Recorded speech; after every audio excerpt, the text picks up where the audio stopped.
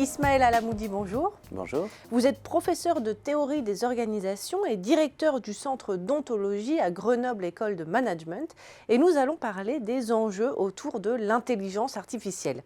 Alors pour commencer, pourquoi est-ce que selon vous, les discussions normatives sont-elles rendues impossibles par l'émergence de l'intelligence artificielle ?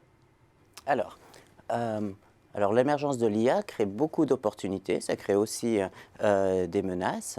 Et dans le cadre du Centre d'ontologie sociale, on s'est intéressé justement à ces opportunités et ces menaces. Et une menace en fait, ou quelque chose, un aspect dont il faut vraiment tenir compte et qui n'avait pas été discuté auparavant, c'est le fait que, à partir du moment où vous avez des intelligences artificielles dans des entreprises, ça devient beaucoup plus compliqué d'avoir une discussion morale à propos des principes pour lesquels on prend une décision. Alors je vais prendre un exemple.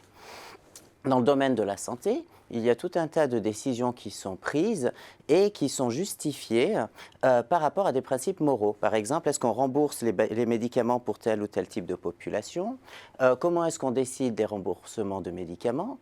Ce sont des décisions donc, qui vont être prises, mais qui vont être également contestables par le public. Et ça, c'est très important pour le fonctionnement démocratique des organisations. Des décisions qui vont pouvoir être contestables sur une base normative, c'est-à-dire sur la base en fait, de principes moraux sous-jacents.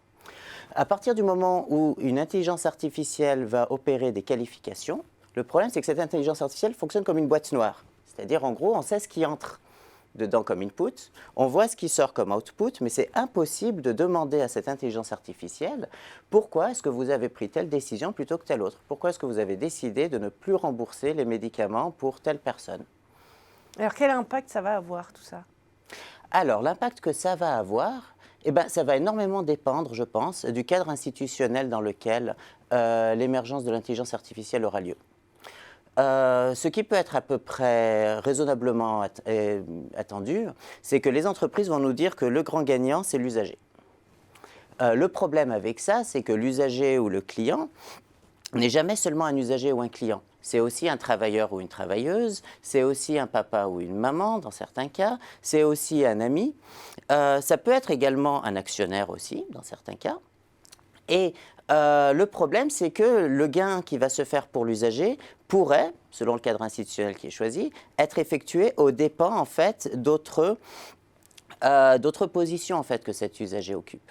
Donc, du coup, comment est-ce que ça va impacter les gens? Un des premiers risques déjà, c'est que si les discussions morales deviennent compliquées, c'est qu'on exclut en fait la discussion morale du système.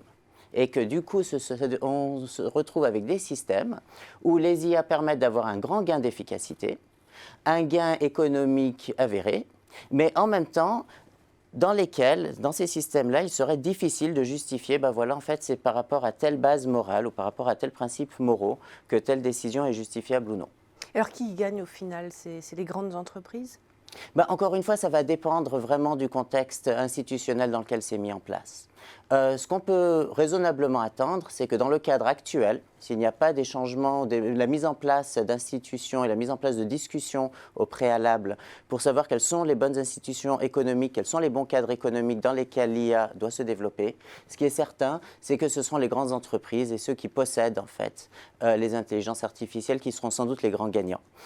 Le risque, c'est que les usagers qui au début avaient à y gagner se retrouvent soit à perdre en autorité morale parce qu'ils ne peuvent plus contester les décisions normatives qui ont été prises pour eux, soit qu'ils perdent en autonomie et en pouvoir économique parce qu'effectivement, l'IA va créer de nouveaux emplois, mais elle va aussi en détruire. Et encore une fois, le ratio de création et de destruction d'emplois, mais aussi le sort réservé à ceux qui auront perdu leur emploi, va dépendre de décisions institutionnelles et donc politiques que c'est à nous aujourd'hui de commencer à discuter sérieusement. Merci Ismaël Alamoudi pour cet éclairage. Merci beaucoup à vous, Mounia.